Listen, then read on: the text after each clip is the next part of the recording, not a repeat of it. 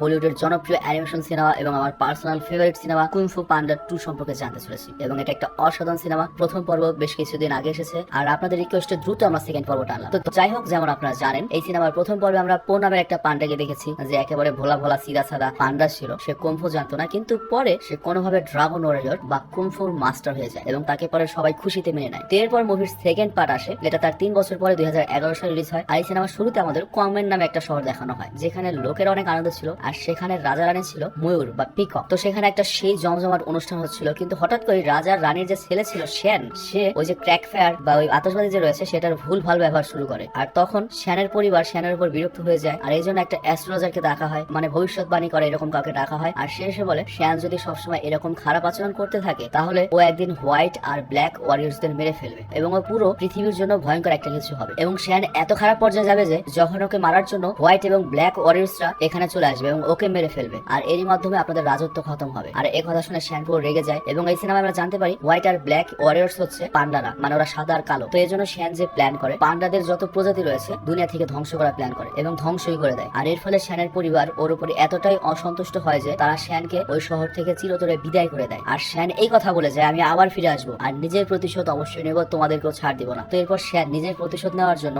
অনেক বড় একটা অস্ত্র বানানোর কাজ শুরু করে। আর এখান থেকে সিন শিফট হয় এবং আমাদের গ্রিন হাউস দেখানো হয়। আর গ্রিন হাউস হচ্ছে বর্তমানে পো বা আমাদের প্রিয় পান্ডা যেখানে রয়েছে। তো পো তার বাকি বন্ধুদের সাথে খাওয়া দাওয়ার চ্যালেঞ্জ লাগায়, কিন্তু তখনই মাস্টার শেফুর ডাক আসে পোর কাছে। তো মাস্টার শেফু পোকে বলে, তোমাকে ইনার পিস মানে ভেতরে যে শান্তি আছে সেটা খুঁজে বের করতে হবে। তুমি যদি একবার ইনার পিস খুঁজে পাও, তাহলে দুনিয়ার সকল ঝাক্কি ঝামেলা থেকে নিজেকে আলাদা করতে পারবে এবং তুমি যে কোনো কিছু আরো বেশি ফোকাস করতে পারবে এবং তুমি পৃথিবীর সর্বকালের সেরা একটা কুংফু ওয়ারিয়র হতে পারবে। আর এখানে টাইগ্রেস এসে পোকে বলে, আমাদের তাড়াতাড়ি ঘাটিতে যেতে হবে, কারণ কিছু লোক আমাদের ঘাটিতে আক্রমণ করেছে। তো এরপরে পো তার সাথীদের নিয়ে ঘাটিতে যায়, আর সেখানে আমরা দেখতে পাই অনেক বড় নেকড়ের টিম এসেছে ঘাটি থেকে মেটেল চুরি করতে। কিন্তু এখানে পো আর তার বন্ধুরা মিলে সকল নেকড়েদের একবারে চিৎপটাং করে মেরে দেয় এবং তাড়িয়েই দেয়। কিন্তু হঠাৎই পো একটা নেকড়ের হাতে একটা সিম্বল দেখে বা একটা চিহ্ন দেখে, যেটা দেখে পো তার ফ্ল্যাশব্যাকে চলে যায়, মানে অতীতে চলে যায়। আর সেখানে সে তার মাকে দেখতে পায়, আর এর জন্য পো মার খেয়ে যায় আর পো সেখান থেকে পড়ে যেতে থাকে। আর এরপর পোর বন্ধুরা এসে পোকে জিজ্ঞেস করে, তুমি কি ঠিক আছো? শেষে তুমি কিভাবে ডিস্ট্রাক্ট হয়ে গেলে, মানে অন্যমনস্ক হয়ে গেলে? তো পো ওদের কিছুই বলে না, কিন্তু পো যেটা কল্পনায় দেখেছে বা অতীতে তার মাকে দেখেছে সেটা জানার জন্য বা ওই বিষয়ে জানার জন্য সে তার বাবার রেস্টুরেন্টে যায়, কারণ তার বাবাই তাকে ফেলেছে, তার মার সম্পর্কে সেই বলতে পারবে। তো সেখানে গিয়ে পো তার বাবাকে বলে, তোমার সাথে আমি কিছু জরুরি কথা বলতে চাই, আমি কি তোমার আসলে ছেলে, আর আমি কিভাবে জন্ম নিয়েছি, কিভাবে এসেছি? তখন পোর বাবা পোকে বলে, এখন সময় এসেছে তোমাকে সকল সত্যি জানানোর। কিন্তু পোর বাবা সে যে নুডলস বানায় সেটার সিক্রেট রেসিপি বানানোর কথা শুরু করে, কিন্তু পো বিরক্ত হয়ে যায়। তখন সত্যি কথা সে বলে, আর তারপর সে বলা শুরু করে, অনেকদিন আগের কথা, আমি প্রতিদিনের রুটিন অনুযায়ী নুডলস তৈরির জন্য ভেজিটেবল আনার জন্য বাইরে গিয়েছিলাম, কিন্তু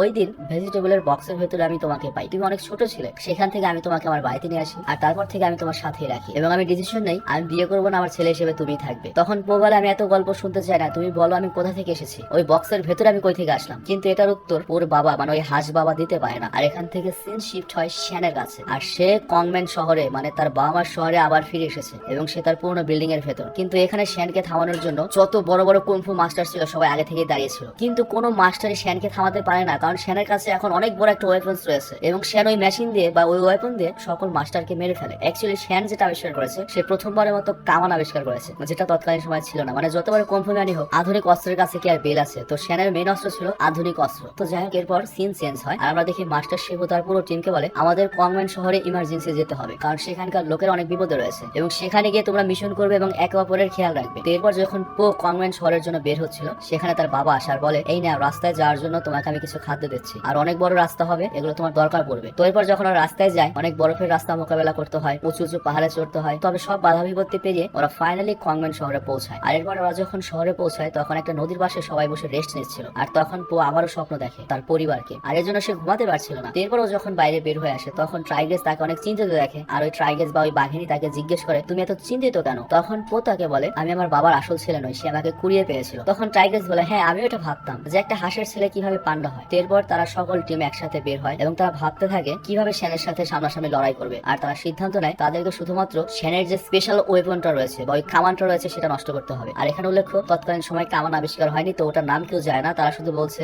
বড় একটা অস্ত্র। তো যাই হোক, শ্যান তার পুরনো বিল্ডিং এ ছিল এবং আমরা দেখি সে পুরো শহর দখল করে নিয়েছে। আর সেখানে সে সেই পুরনো লোকটি যে ভবিষ্যৎ সম্পর্কে বলতে পারে তাকে ডেকে আনে এবং জিজ্ঞেস করে, আমার ভবিষ্যৎ সম্পর্কে বলো। কিন্তু এবারও সেই গণক এসে বলে, এক সাদা আর কালো ওয়ারিয়র্স এসে তোমাকে মেরে ফেলবে, মানে সেই পূর্বের কথা বলে। শ্যান বলে, এটা অসম্ভব, আমি ওই প্রজাতি প্রজাতির সবাইকে মেরে দিয়েছি, মানে সাদা কালো ওয়ারিয়র্স সবাইকে মেরে দিয়েছি আমি, মানে পান্ডা প্রজাতিও দুনিয়া থেকে শেষ করে দিয়েছে। আর এরপর সিন শিফট হয় আর আমরা দেখি পো তার বাকি বন্ধুরা লুকিয়ে লুকিয়ে শহরের ভেতরে প্রবেশ করছে। আর তারা সবাই জানতো তাদেরকে লুকিয়ে যেতে হবে যাতে কোনো উলফ বা শ্যানের সৈন্য দেখতে না পায়, কিন্তু পো এমন ভাবে লুকাচ্ছিল যেটা খুবই হাস্যকর। মানে বুঝতে পারছেন এটা পুরো কমেডি একটা সিনেমা, এবং আমি বিগ ফ্যান অফ পো। যতগুলো অ্যানিমেশন চরিত্র রয়েছে তার মধ্যে আইসেজের, সিড আর পোর ফ্যান আমি। তো যাই হোক, এরপরে পো একটা ড্রাগনের ড্রেস পরে নেয় আর ওর বাকি বন্ধুরা ওই ড্রেসের ভেতরে ঢুকে যায়। আর এরপর যখন সামনে একটা নেকড়ে বা উলফ পড়ে সেটাকে গিলে ফেলে বা মেরে দেয়। আর তারপরে তারা সেখান থেকে লুকিয়ে পৌঁছে যায় ওই শহরের জেলের ভেতর, যেখানে মাস্টার অক্স বা মাস্টার ক্রোককে দেখতে পায়, মানে মাস্টার ষাঁড় আর মাস্টার কুমির। কিন্তু তারা দুজন ছাড়া পেলেও সেখান থেকে বের হয় না। তারা বলে আমরা যদি এখান থেকে বের হয়ে ওর সাথে ফাইট করতে যাই ওকে আমরা আটকাতেও পারবো না, কুমফু দিয়ে ওকে আটকানো পসিবল না, উল্টো ওই বড় ওয়েপন্স দিয়ে ওই পুরো শহর ধ্বংস করে দেবে, সাধারণ মানুষদের মারবে। এর চেয়ে ভালো আমরা এখানেই থাকি, এবং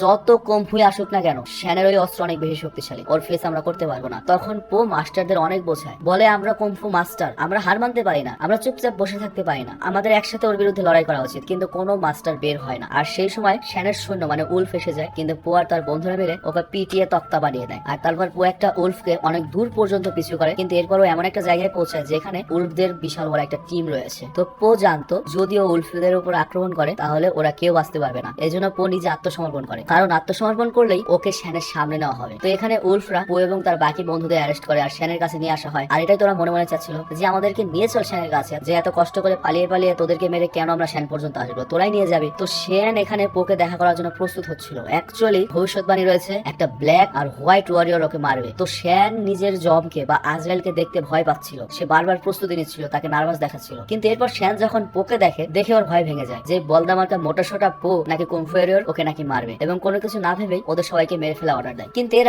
আগেই পো আর তার বন্ধুরা তাদের হাতের বাঁধন খুলে ফেলে আর তারা সবাই মিলে ওই বড় ওয়েপনটা নষ্ট করার পেছনে লেগে যায়, এবং অনেক কষ্টে তারা ওই বড় ওয়েপন বা ওই কামানটা নষ্ট করতে সমর্থ হয়। কিন্তু শ্যানের হাত থেকে বাঁচাতে পারে না, কারণ শ্যান নিজেও একটা কুমফু মাস্টার। তো শ্যান যখন পোর সামনে আসে তখন পো আবারও অতীতে চলে যায়, মানে ভীষণ আসে। আর অমনোযোগী হওয়ার কারণে শ্যান সেখান থেকে একাই পালিয়ে যায়। আর তখন পোকে তার বন্ধুরা অনেক বকে, সে বলে শ্যান তোমার হাতের মুঠোয় ছিল, তুমি ইচ্ছে করলে ওকে মেরে ফেলতে পারতে। কিন্তু শ্যান অনেক দূরে উড়ে গিয়ে একটা বিল্ডিং এ পৌঁছায়, আর ওই বিল্ডিং এ তার আরেকটি বড় কামান ছিল, মানে ওরা মনে করেছিল একটাই কামান রয়েছে, একটা কামান ধ্বংস করে দিলেই শেষ। কিন্তু শ্যান করে কি সেখানে গিয়ে অর্ডার দেয় আর যে মহলে ওরা ছিল সেই মহলের উপর আক্রমণ করা হয়। তো তখন পুরা সবাই বিল্ডিং থেকে বাইরে হওয়ার চেষ্টা করে এবং কোনো মতে প্রাণ বাঁচিয়ে নেয়, আর প্রাণ বাঁচিয়ে ওরা জেলে যায়। সেখানে এখনো ওই মাস্টার্সরা রয়েছে। আর সেখানে গিয়ে বাঘিনী পোকে বলে তুমি এটা কিভাবে করতে পারলে, শ্যানকে অলমোস্ট আমরা মেরে ফেলেছিলাম, হঠাৎ করে তোমার মনোযোগ নষ্ট হয়ে গেল আর ওকে মারতে পারলাম না। তখন পো বলে ওকে দেখার পর আমার অতীতের কথা মনে পড়ে গিয়েছিল, হয়তো ওর সাথে আমার অতীতের কোনো না কোনো যোগসূত্র রয়েছে। তখন বাঘিনী আর বাকিরা ওকে ওখানে থাকতে বলে, সে বলে তুমি মানসিকভাবে সুস্থ নাও, তুমি এখানেই থাকো, আমরা এগিয়ে গিয়ে দেখি। তো এখানে আমরা দেখি শ্যান তার ওই কামান বা ওই ওয়েপন্স গুলো আরো বাড়াচ্ছিল। তো শ্যান ওই গণককে আবার আনে এবং বলে ওই পান্ডা আমাকে কখনোই মারতে পারবে না। আর তখনই সেখানে বাকি 5 জন ওয়ারিয়র্স একসাথে শ্যানের বিল্ডিং এ চলে আসে। পো থেমেছিল না, সেও লুকিয়ে লুকিয়ে বিল্ডিং এর ভেতরে পৌঁছায়। আর দেখতে দেখতেই শ্যান আর পো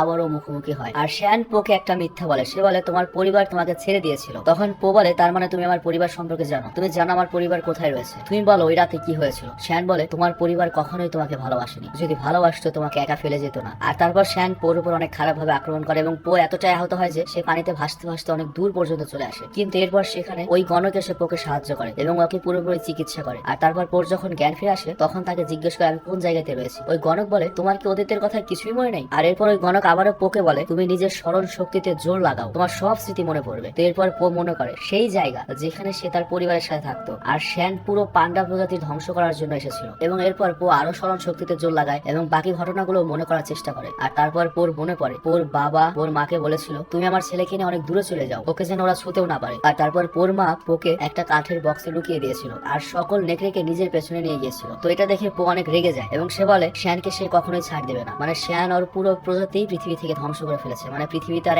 একটা পান্ডাও নেই। মানে বুঝতেই পারছেন ভবিষ্যৎবাণীতে ছিল শ্যানকে পান্ডারাই মেরে ফেলবে। তো যাই হোক শ্যান এখানে তার পুরো টিম নিয়ে বোটের উপর ছিল এবং সে ওর বাকি 5 জন সাথীকে অ্যারেস্ট করে রেখেছিল। আর তখনই সেখানে পোর এন্ট্রি হয়। আর তখন শ্যান নিজের সাথীদেরকে বলে ওর উপর নজর রাখো। আর কিন্তু আমরা দেখি পো কুকুর হয়ে আসে, সে কারো হাতে ধরা দেয় না। আর এরপর সে তার সকল বন্ধুদের ছাড়িয়ে দেয়। আর তখনই তার বন্ধুরা শ্যানের উলফ টিমের উপর আক্রমণ করে। আর এদিকে মাস্টার শেফও জানতে পেরেছে ও বিপদে রয়েছে, কারণ এতদিন হয়ে গিয়েছে তাহলে খোঁজ খবর নেই কেন। আর এজন্য সে মাস্টার এক্স এবং ক্রোককে সাথে নিয়ে আসে। তো এবার ওদের শক্তি অনেক বেড়েছে এবং তারা সবাই মিলে শ্যানের টিমের বিরুদ্ধে সেই লেভেল লড়াই দেয়। কিন্তু শ্যানের টিমের কাছে রয়েছে কামান, যেটার সামনে টেকা ইম্পসিবল। তো এই ফাইটের মধ্যে একটা কামানের গোলা যখন পোর উপর পায়ে লাগবেই তখন বাহিনী এসে নিজের উপর নিয়ে নেয় এবং আহত হয়ে পড়ে এবং সব লোক অন্য জায়গায় গিয়ে পড়ে এবং পো তার নিজের চোখে তার সকল সাথীদের হারতে দেখে। আর এটা খুবই ইমোশনাল একটা মোমেন্ট ছিল। তো এই জন্য সে গিয়ে একটা জায়গায় থামে আর তারপর নিজের উপর পুরো মনোযোগ দেয়। তারপর ভেতর থেকে ইনার পিসটা আনার চেষ্টা করে, যেটা তাকে তার মাস্টার শেফও শিখিয়েছে। ওর ভেতরে এখন ইনার পিসটা নেই, তার ভেতরে এখন অতীতের কথা মনে পড়ছে, তার বাবার কথা মনে পড়ছে, মায়ের কথা মনে পড়ছে। আর তাছাড়া এখানে তার ভেতরে প্রতিশোধের আগুন জ্বলছে শ্যানের বিরুদ্ধে। তোর ভেতরে শান্তি নেই। তো এই সব কিছু পাশ কাটিয়ে ও কুমফু ইউজ করে ভেতরে শান্তি আনার চেষ্টা করে যে আমার কোনো সমস্যা হয়নি। কিন্তু তখনই শ্যান পোর উপর আক্রমণ করে, কিন্তু তখন পোর ভেতরে পুরোপুরি ইনার পিস বা ভেতরে শান্তি চলে এসেছে। ওর ব্রেন পুরো ওর কন্ট্রোলে, এবং আমরা দেখি ও এতটা স্ট্রং হয়ে গিয়েছে যে কামানের যতগুলো গোলা আসছে ওই জ্বলন্ত গোলাগুলোকে ও আটকে দিতে পারছে, এবং ওই গোলাগুলোকে ও